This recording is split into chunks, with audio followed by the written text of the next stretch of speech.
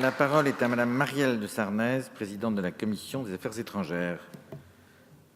Vous avez la parole, Madame la Présidente.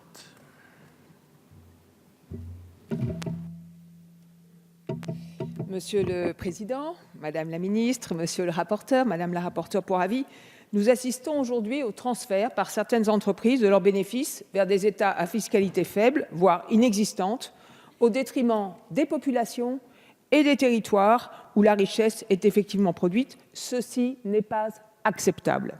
Selon les estimations de l'OCDE, ce sont entre 100 et 240 milliards de dollars qui échappent ainsi à l'impôt sur les sociétés chaque année dans le monde, soit entre 4 à 10% des recettes théoriques, un manque à gagner qui pèse lourdement sur les politiques publiques. Rapportées à la France, ces estimations représentent 2,4 à 6 milliards d'euros de pertes annuelles pour l'impôt sur les sociétés. Ces pertes sont d'autant plus intolérables que les entreprises concernées sont de grandes utilisatrices d'infrastructures publiques. Ce type de comportement sape le civisme social. Cela, nous ne pouvons pas l'accepter. Cette convention constitue une avancée importante dans la lutte contre l'optimisation et l'évasion fiscale. Elle permettra de combler les failles contenues dans plus de 1100 conventions fiscales bilatérales définissant les règles de taxation entre États. L'entrée en vigueur de ce texte, pour lequel la France a activement œuvré, est donc une bonne nouvelle.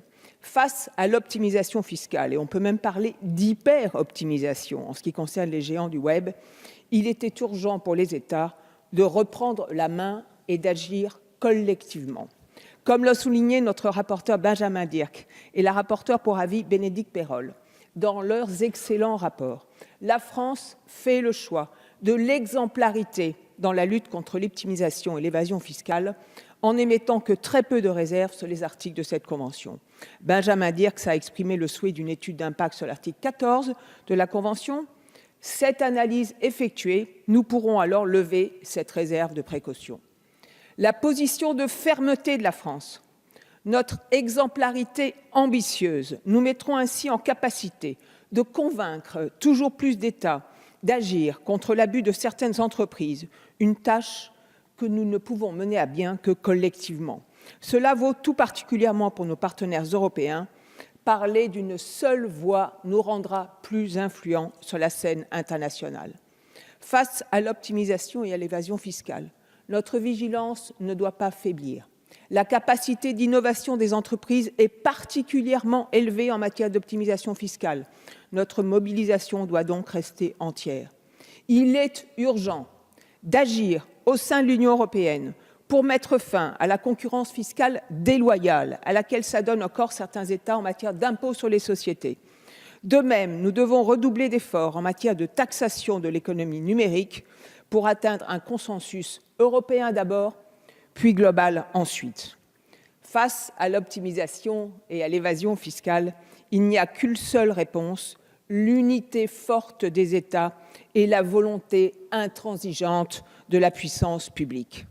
Le gouvernement, Madame la Ministre, devra informer régulièrement et complètement le Parlement sur l'évolution de la portée de cette convention dont le champ va se modifier au fil du temps au gré des États signataires. Comme le dit le secrétaire général de l'OCDE, tout l'enjeu consiste à rétablir la confiance des citoyens dans l'équité des systèmes fiscaux. C'est évidemment l'objectif majeur de cette convention. Je vous remercie. Merci.